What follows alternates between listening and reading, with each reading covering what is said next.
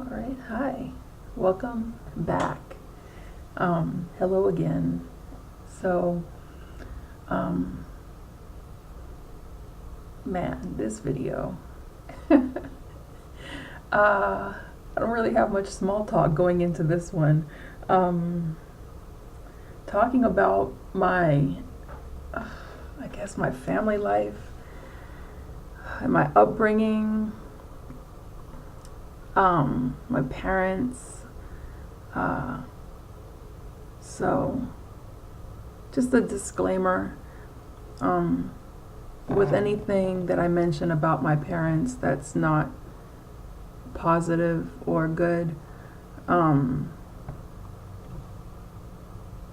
I'm trying to be as respectful as I can be when I talk about the not so hot sides of, I guess, them, or some of the things that they've done. So, but all in all, I respect them and I do wish them well. Um, so starting with my mom and dad, and kind of like my sister. Well, not kind of like my sister, but like my sister is factored into that equation. Um, she and I have different dads.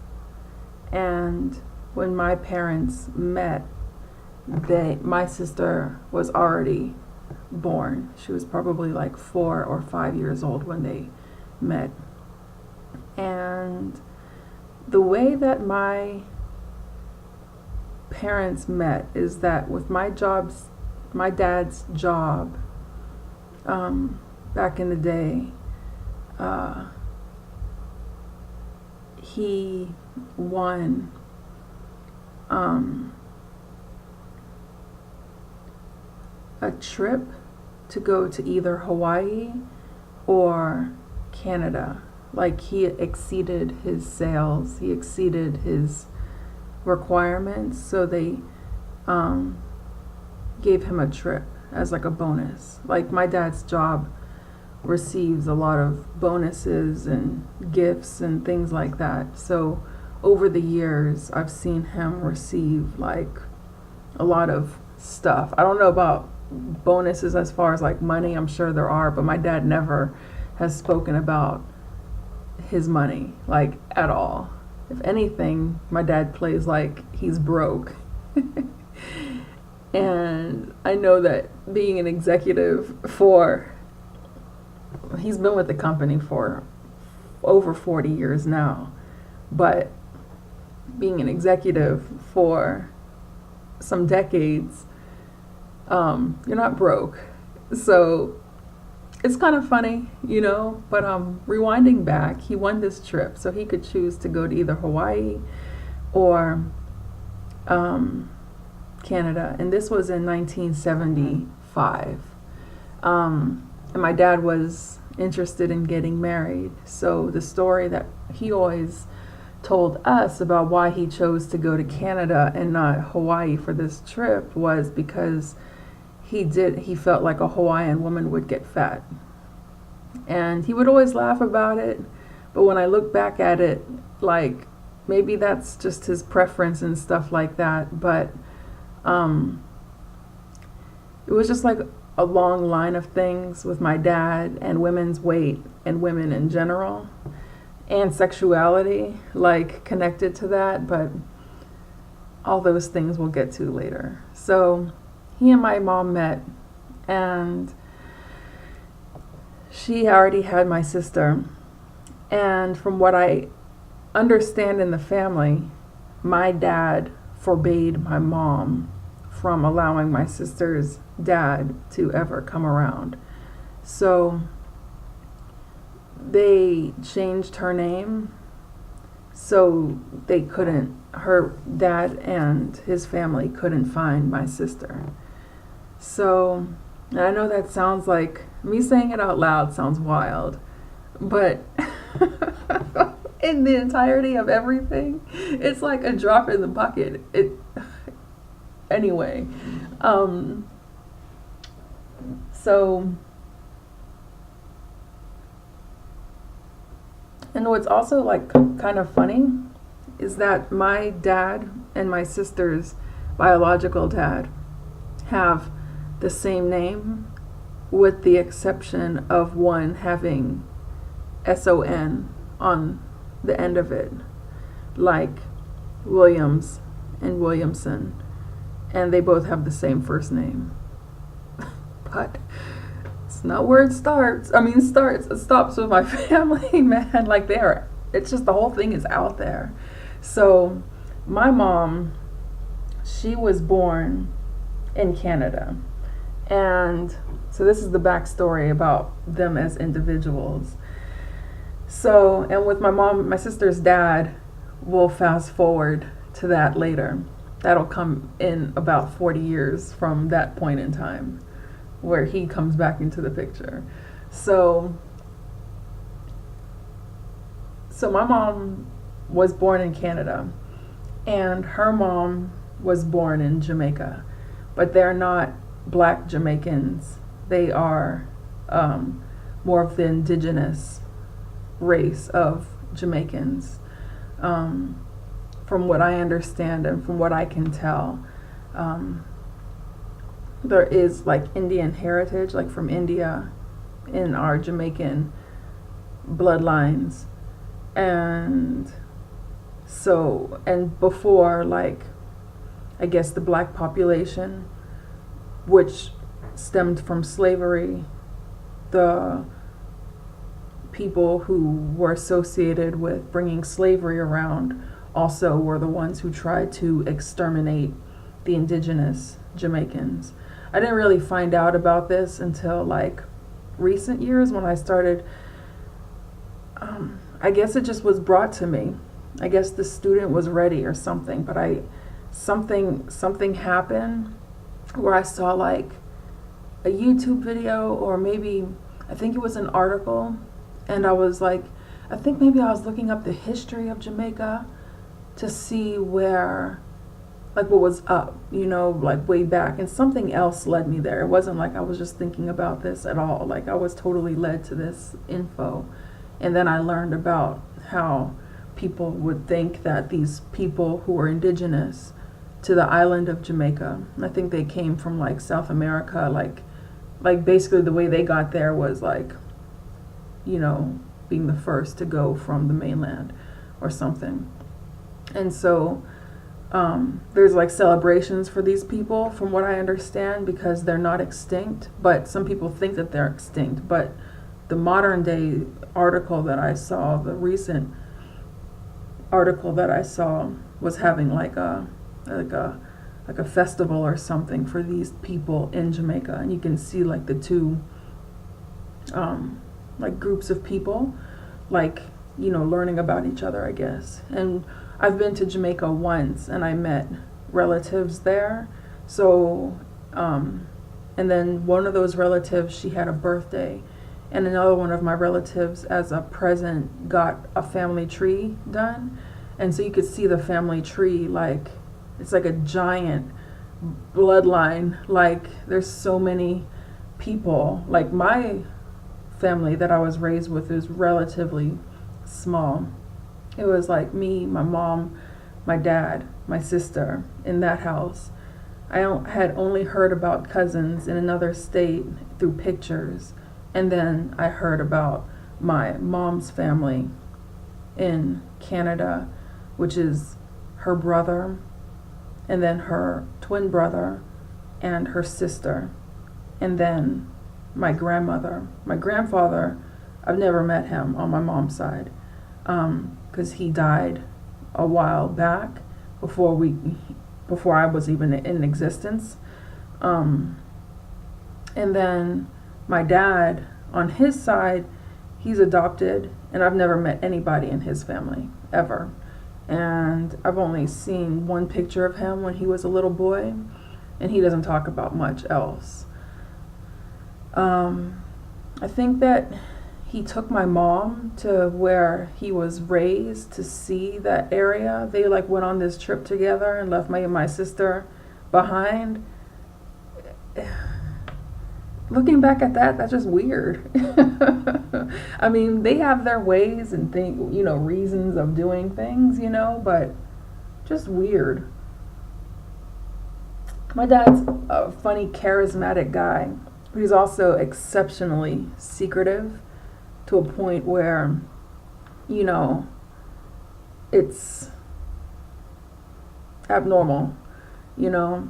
But going back to my mom's family in Canada, my mom is that way too, by the way. But she's very funny and charismatic too. So, in Canada, so my grandmother, she left Jamaica and met my mom's father, and he is Sioux Dakota and Irish and French Canadian, born in Montreal. His first language, from what I understand, is French. My grandmother's language is English, but Montreal is a French and English speaking city. Most of people who speak French can speak English. So at home, my mom would speak English, but out in the city, she would speak French. So my grandma wound up getting sick with polio.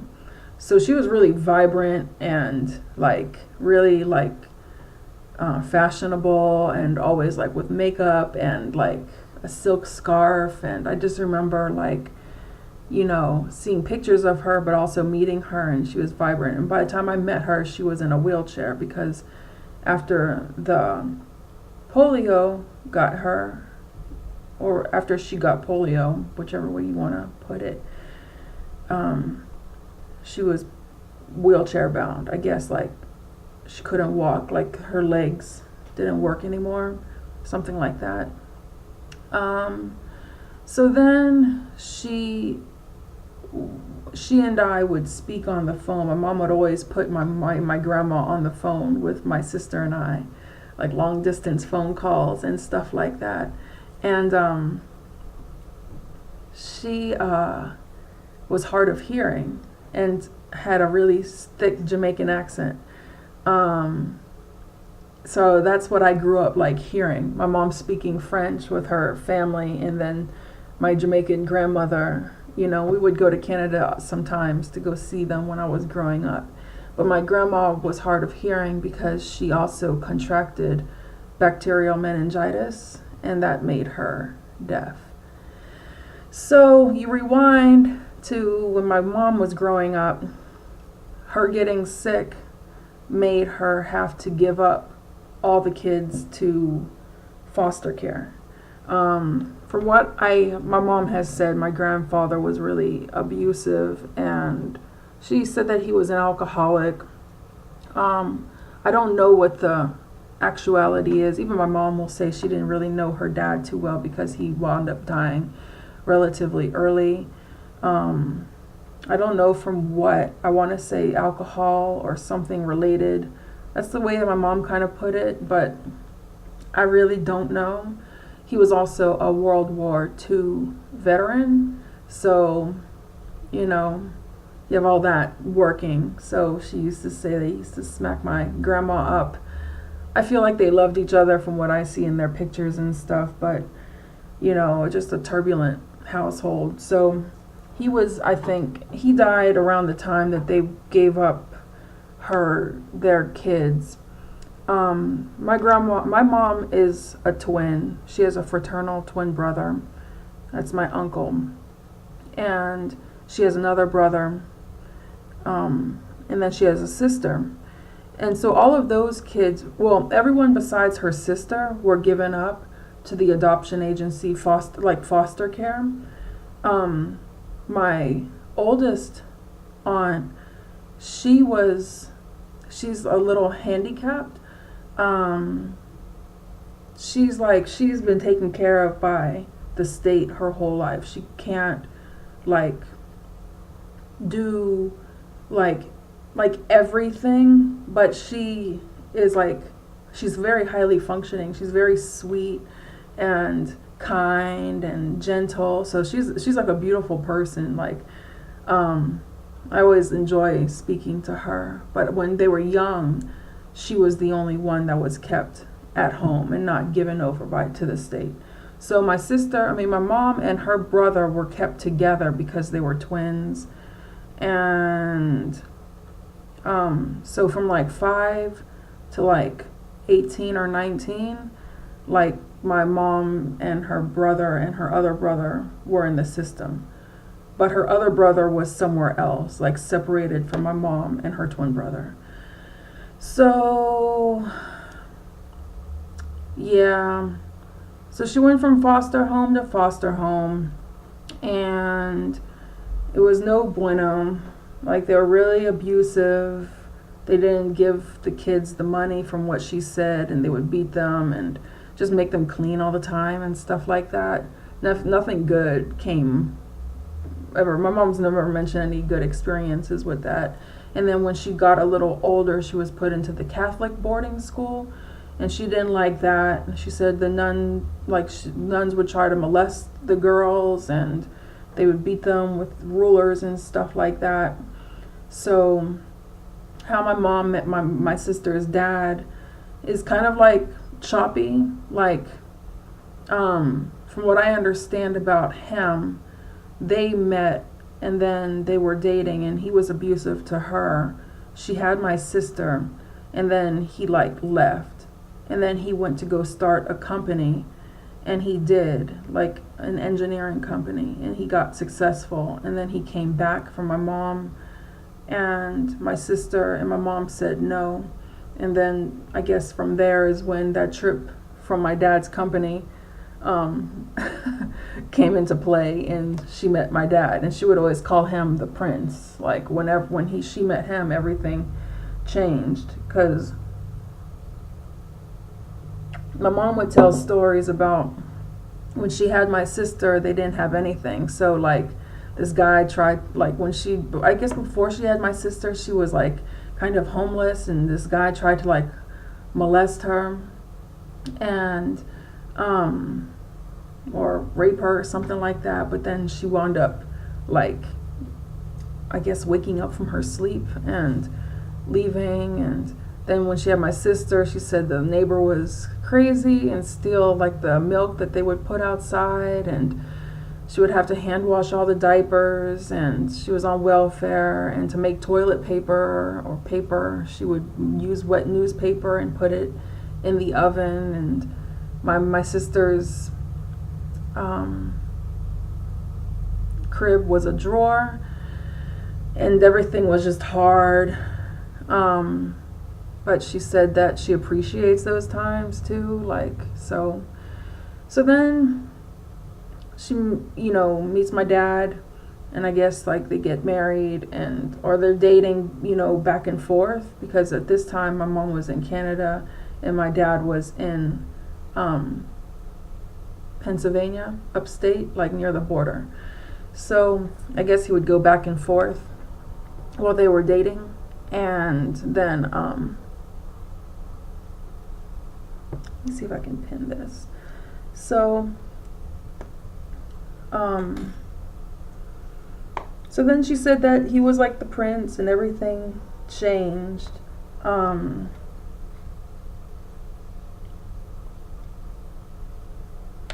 Because my dad had money.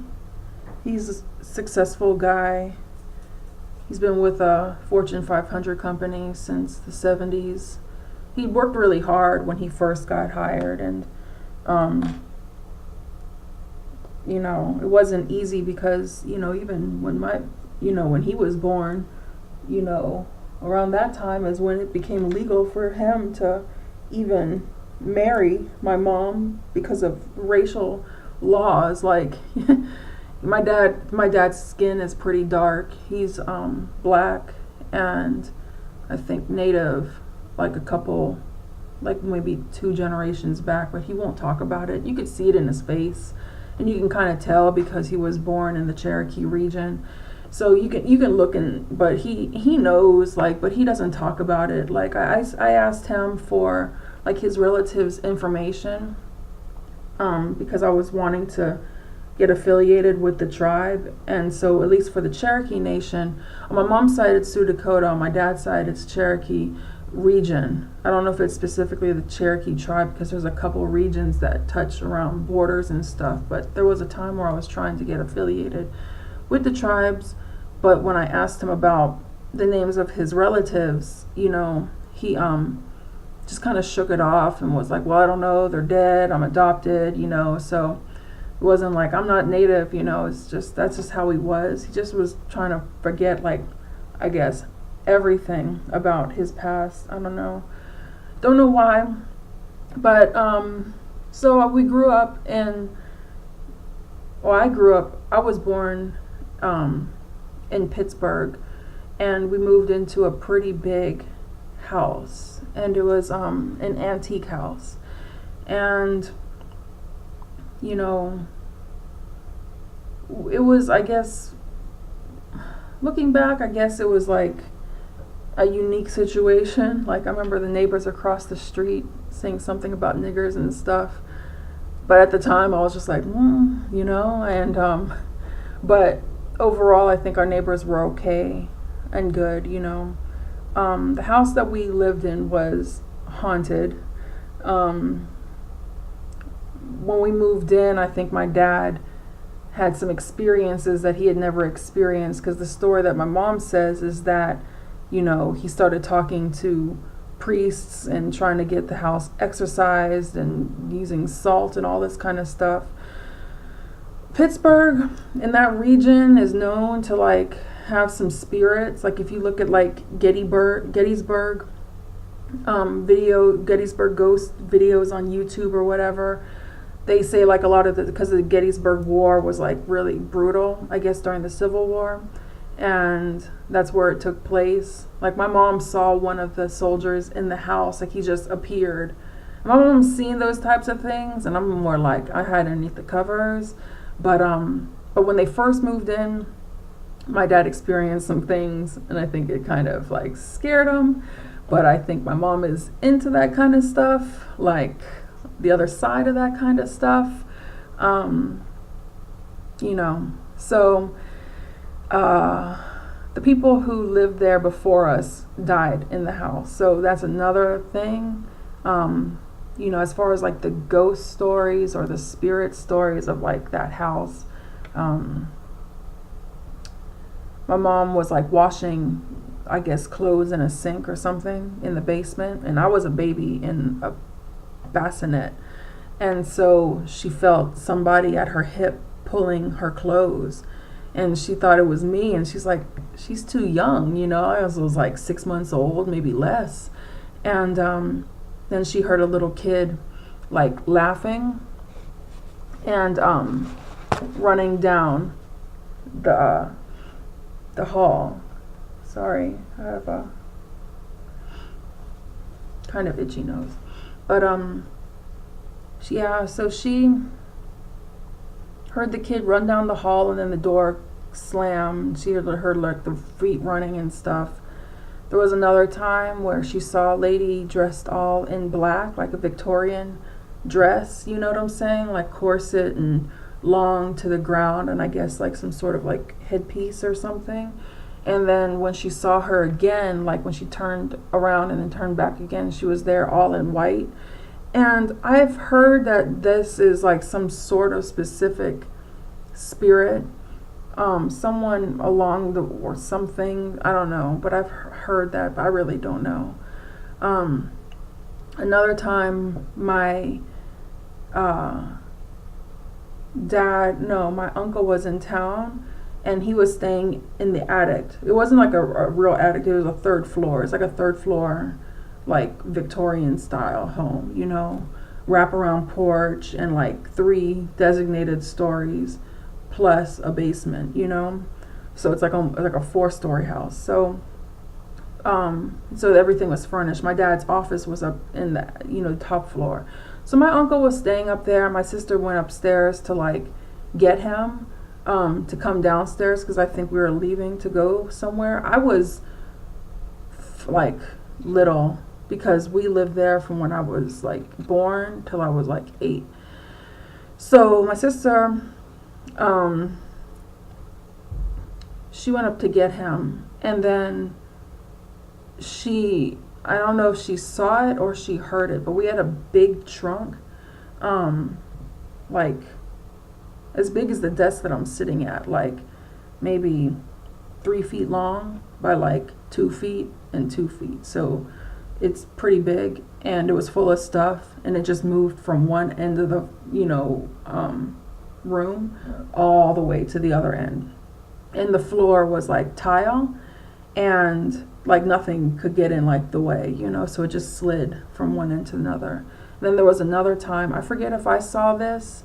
I have a lot of blackout moments during that time of my life. Like I remember like specific things, but I don't have like happy memories of like a childhood. I have like pages of like instances, So with my dad's office, which we're pretty much forbidden from going into, and that's another story. The lights started turning on and off, and the TV was turning on and off.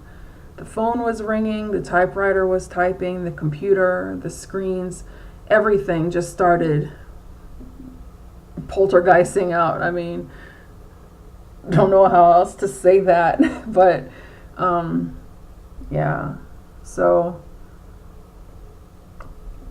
in that office, I remember going in there one day and opening one of my dad's suitcases, but it wasn't one that he used all the time, and I found something that I wasn't supposed to find. And I got my ass like beat for that. And then I spoke to my sister on the phone, and she said, I thought that was me. And this was just like 2 weeks ago. She's like, I thought that was me. And I was like, no, we found the same thing maybe, but I remember seeing that because it was a very specific thing for a very specific body part, but in a permanent style. And we described the same thing, and she got her ass beat for it too. So my dad during that time was wild. He's in this company that had major layoffs during the 80s. And,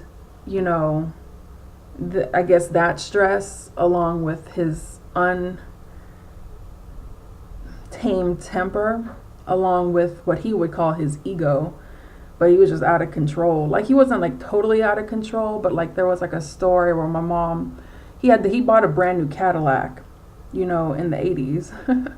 Ballin'. And he used to park it outside, and this was back in the day where they had like actual glass windows, like those types of glass windows that are like old school, like 80s. And so my mom told him like, hey, the kids are playing baseball near your car, you should park it down the street. And she said that he just was smiling when she came to the door, and he closed the door, put his suitcase down, and just smacked her dead in her face, like really hard, And I remember the ass beatings that I got. My sister will say she got hit with a belt buckle, and that's true, but I got my ass beat continually, like for stupid stuff. I remember running and hiding underneath the bed and being like tucked against the wall, and him like scrambling to try to get me out and stuff like that so he could beat me. He used to beat us with a leather belt. And I think there's reasons for that. I think that there was some sexual stuff that happened. My sister has spoken about her side of things. With me, I think I was just so little that I blacked out, you know what I'm saying? But I brought it up to my mom like some years later, and her reaction, everybody's reaction was basically pointing to like, yeah, we all knew, you know what I'm saying? So I think that's the reason I got my ass beat. There's some things in my life that have all pointed to like that, like being the reason why he's done other things, like shunned me at certain times or tried to do things to prevent me from figuring things out and stuff, little shifty things. But like I said, he's really charismatic and really smart. Like, one thing is that I found out that I figured I was dyslexic, because I would always I remember when I first moved to Los Angeles, they had something called like the Haynes Manual. The Haynes Manual and the Helms Manual. The Haynes is like a map of like everywhere in Los Angeles. And this was like before like GPS got really strong and reliable, So the first thing that people would tell you to do when you get to Los Angeles is buy that so you don't get lost, so you can figure things out. I remember going to like sets and stuff like that to do background work and having to use this thing to like figure out where I was going. But back to the dyslexic thing, I would try to figure out my own way home and stuff like that, like not be so reliant. And I would see that I would go in exactly the opposite direction of where I should have gone, like the street. Like an option to turn left or right, I would see that I was going the exact way I should go, but like flipped around. And then I would see certain things like different ways, like numbers and letters. And at first I was like, it's just common. But then you fast forward to me like being in my like late 30s and mid late 30s, and I decided to ask my dad like about it, because I figured it might be hereditary and that he might know what I was talking about. And I know that he had to read a lot for work, so I figured it would be like a good question to ask. And so I called him one day and I was just like, hey, I was thinking I was dyslexic, what do you think about that? He's like, yeah. I'm like, he laughed about it, but when I look back on the telephone conversation now, it just doesn't seem right. Wouldn't you like tell somebody that is related to you that this condition might be part of their situation? But he's like that, that's that secretive thing, and so, but he was laughing about it, and I would, tell him about like when I read, I'm like, I could read something and I just it doesn't sink in. And he's like, yep, I could sit there and read a page and it's like I read nothing at all. And we were laughing, so it was a good conversation. But looking back at it, I always felt like, how come you didn't say anything? And then he told me about him having a photographic memory, which I already knew that I had a photographic memory, but then everything started coming together. And then I asked him, like, did you ever get tested for dyslexia? And then he was like, no, I got tested for my IQ and I tested near genius. Probably tested genius, but he's a modest guy too, especially after he became Christian.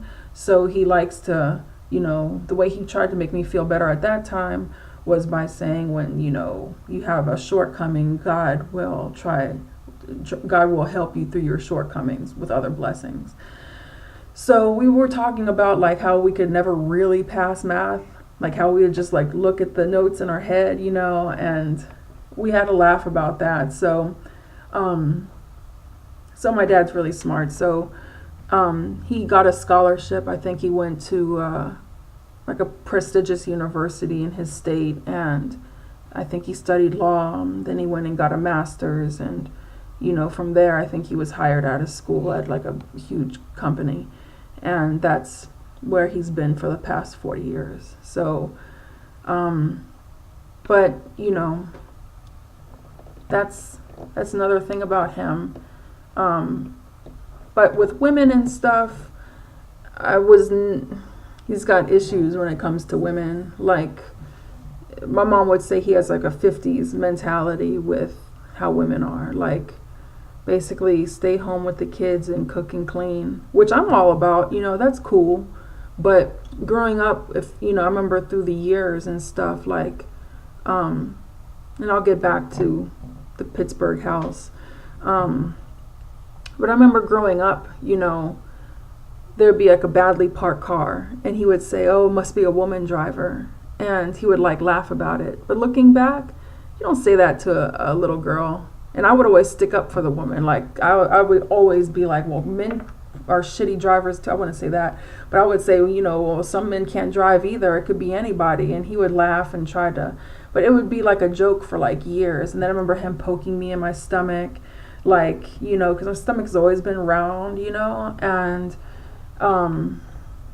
you know, kind of like poking fun at being chubby or something. I was never really chubby, but my dad likes really thin women. Like, he likes thinness in women. And he would grab my arm and be like, this is my arm, you know, that sort of possession thing. Looking back, it was all like a kind of grooming, if in my opinion. So you go back to the Pittsburgh house. Our house was broken into, like a robbery while we were there.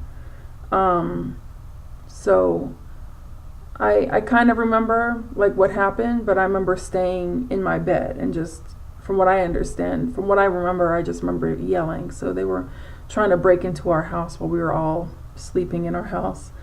My dad's Cadillac was stolen, and then they recovered it, and I remember riding in the front seat with him somewhere, and I remember opening the glove compartment, like just thinking like, let's open the glove compartment. And there was like a huge butcher knife in the glove compartment. And I was like, Daddy, what's this? You know? And so I think the people who stole the car, I'm assuming that they left that in there. And then my neighbors, who I just found a book that they gave me yesterday. It was for my birthday. But they were who I learned how to paint from. They were all artists, elderly, and from Romania. And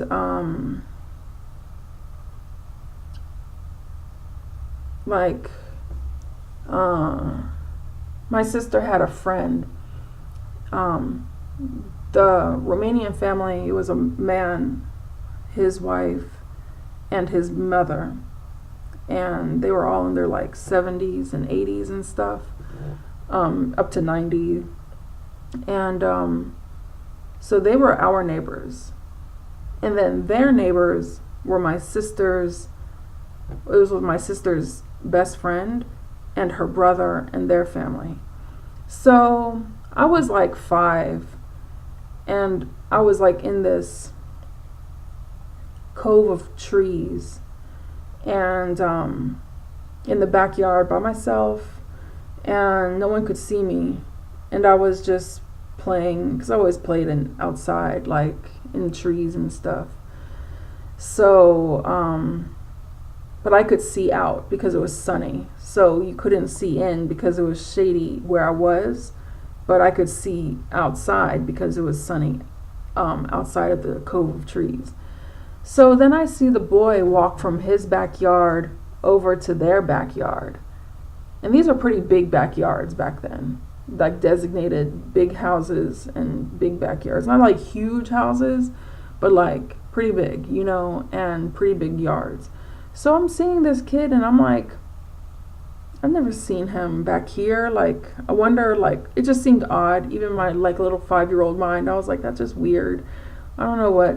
And so then Edward suddenly like comes out and like intersects him. And like looking back, I feel like he was blocking him from coming to our house. But my mom always told me that he was like an alcoholic and he was looking for money for alcohol. It's a recurring theme, but who knows? I don't know what the truth is, but I looked at an article some years later, and I think the guy said that he was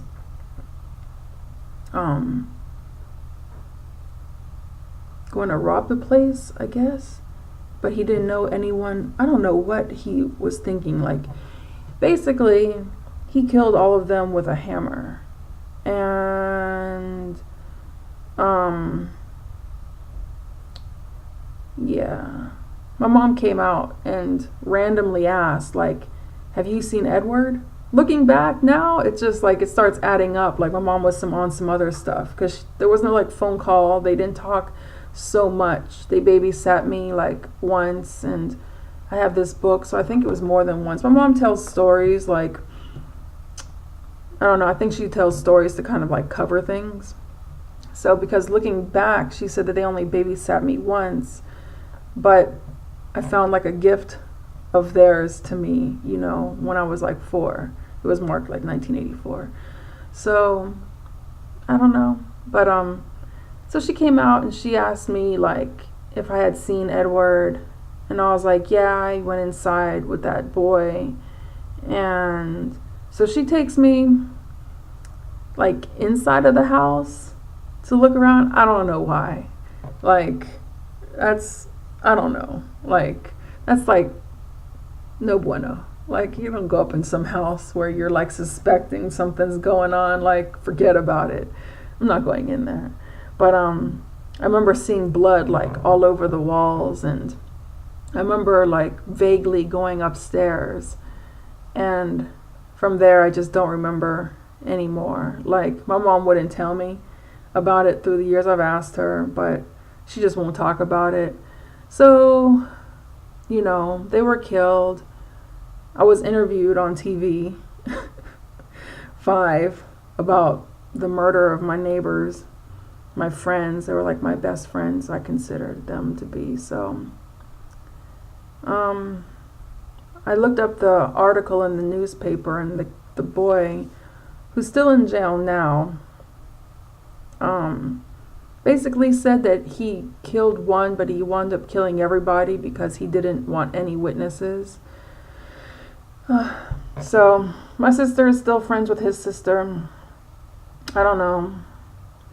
So that was Pittsburgh. Well, then there was some other neighbors that moved in, and they were okay. But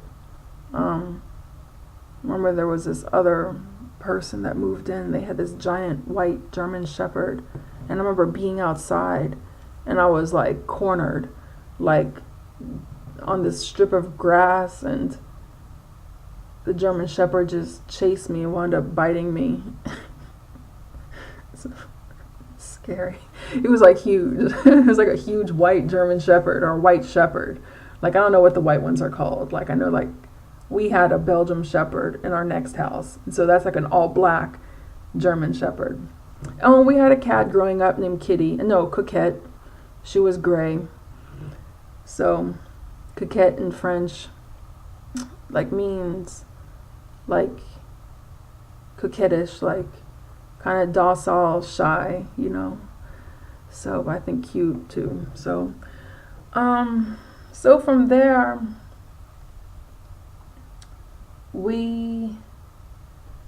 in that house I spent a lot of time like under the blanket. Like I would feel the things going on in that house, and I would just be begging, like I don't want to see anything, I don't want to hear anything, just let me be. And that's how I would always sleep. So, but that's all I remember really. I choked on a donut.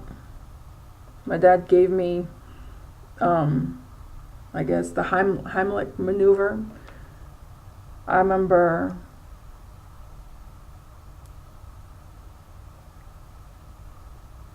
I don't know,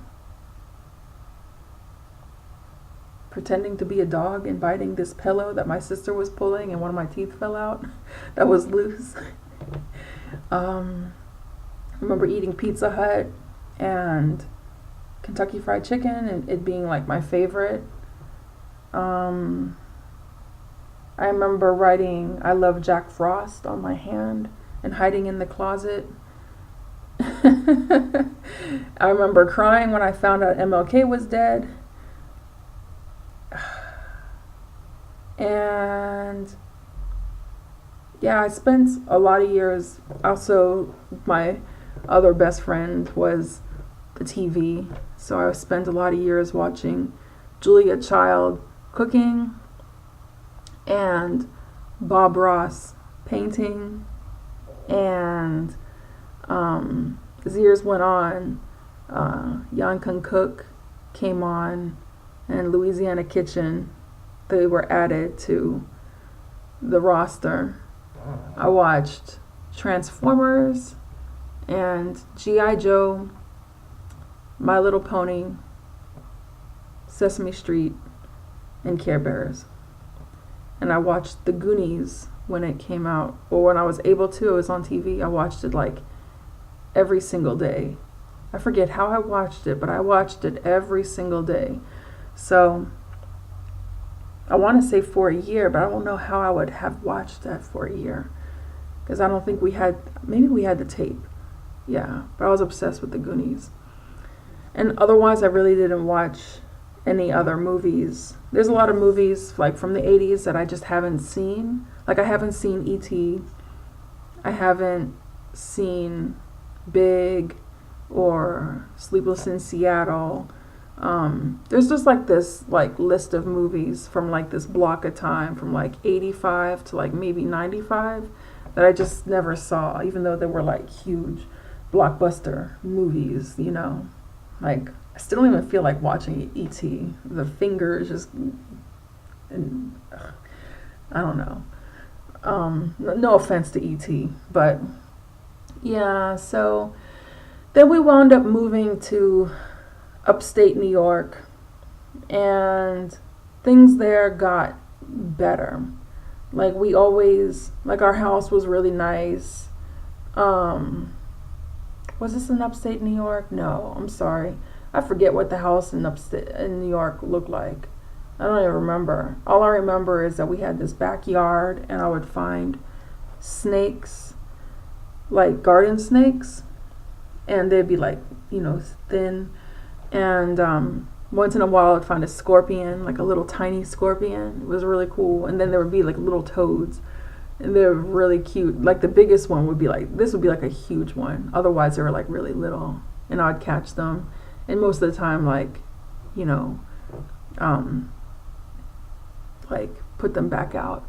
I remember I had two newts, Newt and Nudie. They were fire belly newts, so they were black, but underneath they were black and red. And I had them for so long, like 12 years. And even one escaped, and they were like amphibians, so they were like in water. And one escaped, and I remember like just looking for him and looking. And like 2 weeks later, in the fireplace, I found one of the missing newt. He was like all dry and like skinny, but he was alive. And I remember like washing him off and putting him back. And it was like one of my favorite moments like in life, like you know, at that time. But I remember us having like a backyard, and the backyard was attached to a forest, and the forest was like huge. And I remember I used to be in the forest like all the time, like seriously, like I would be turning over logs and stones, and there'd be like all kinds of like, you know, communities like underneath those things, and I would just be out there for like ever, like hours, you know. I remember stepping on a nail once out there. I remember like hearing people maybe once or twice, but otherwise I'd be completely like alone. And the funny thing about the forest is that when we left New York, I learned about a serial killer. And I remember like thinking, what was I gonna say? Hold on one second. You know, me and my Xbox over here, I always kind of have it on, seems like. But I remember like hearing about this serial killer who used to like kill and eat women and stuff like that.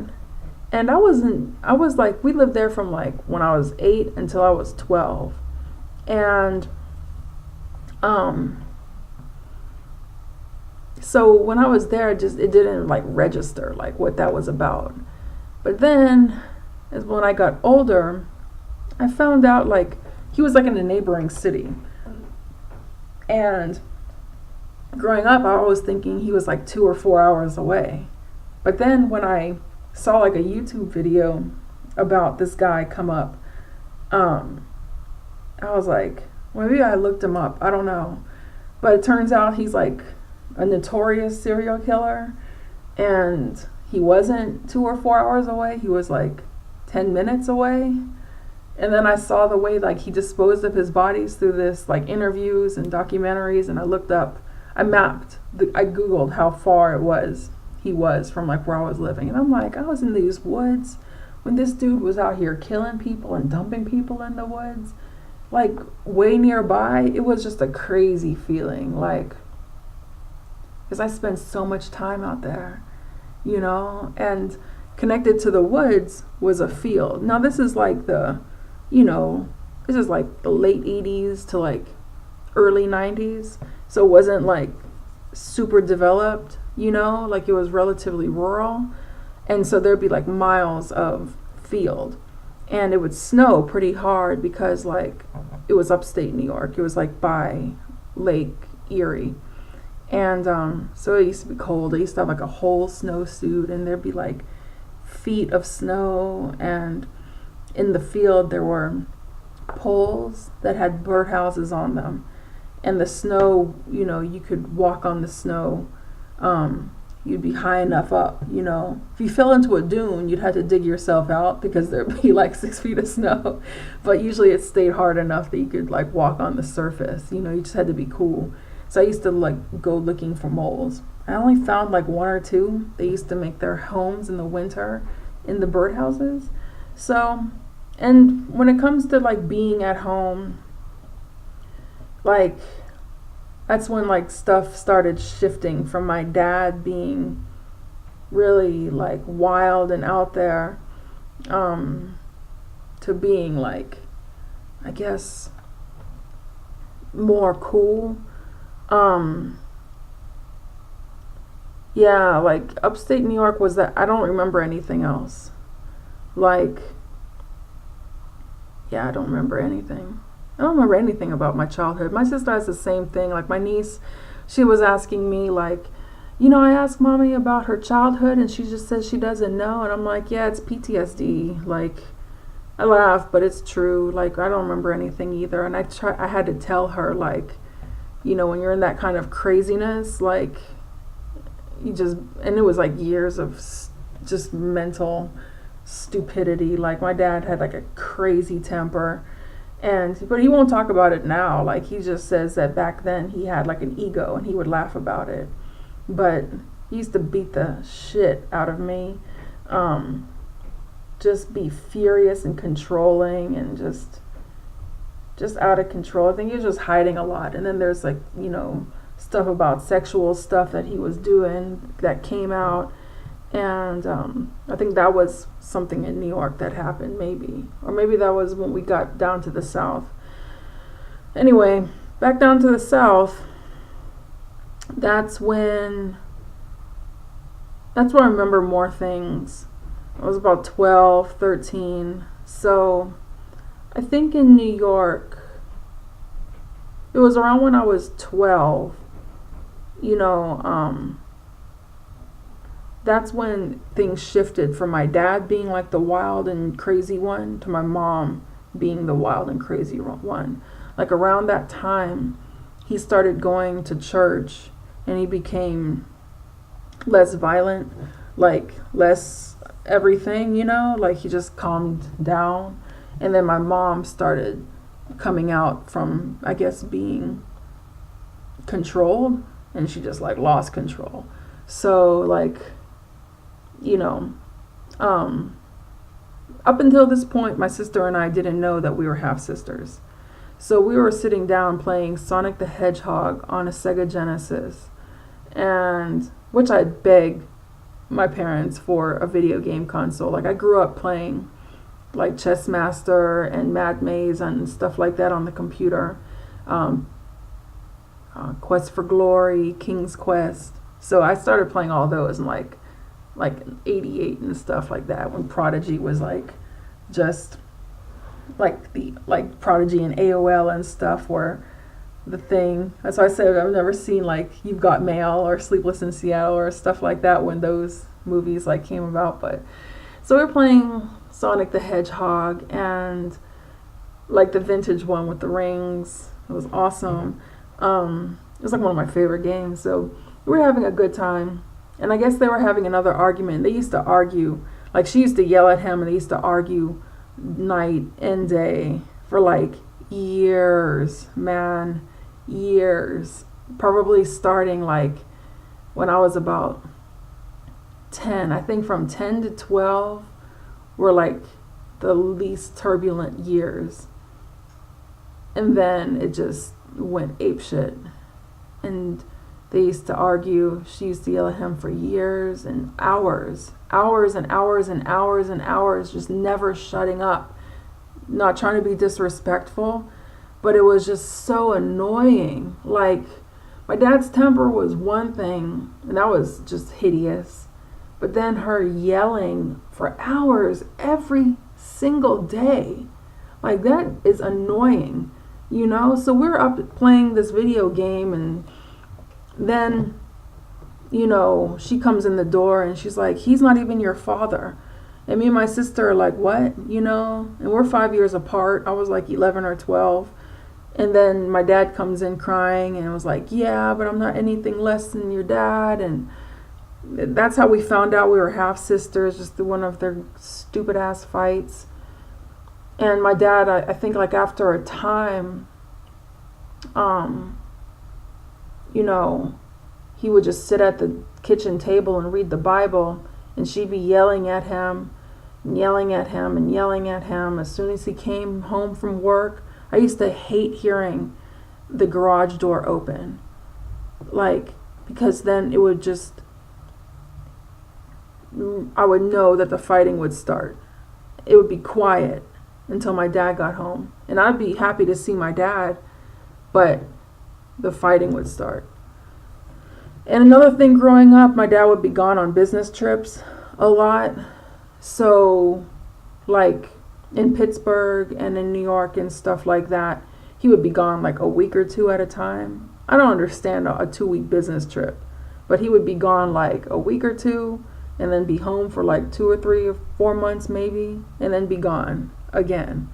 Like, I remember asking him if he had another family. Like when everything just hit the fan a couple years ago, I remember just coming out, like when I brought up the sexual stuff, like the sexual, like the kids molestation and stuff like that. I was like, shit, you know, at this point, why don't I just ask whatever I want to ask? Like, if I'm going to bring up shit like kid rape, might as well bring up, like, do you have a family too? You know what I'm saying? Like, but at that point, don't even care. Like, you know what I'm saying? So at this point with the arguing and stuff, my dad was on an air mattress in his office, and they were sleeping in 2 different beds for like 7 years. Like, years. My mom wanted a divorce. When she found out he was going to church, she found out that he was giving tithes to the church, and she found checks for like a couple $1,000s for like every Sunday, or $1,000 every Sunday or whatever. And like, she said, if you don't stop going to church, I'm going to divorce you. And I guess maybe it was like an extension of her having a bad time at the Catholic boarding school.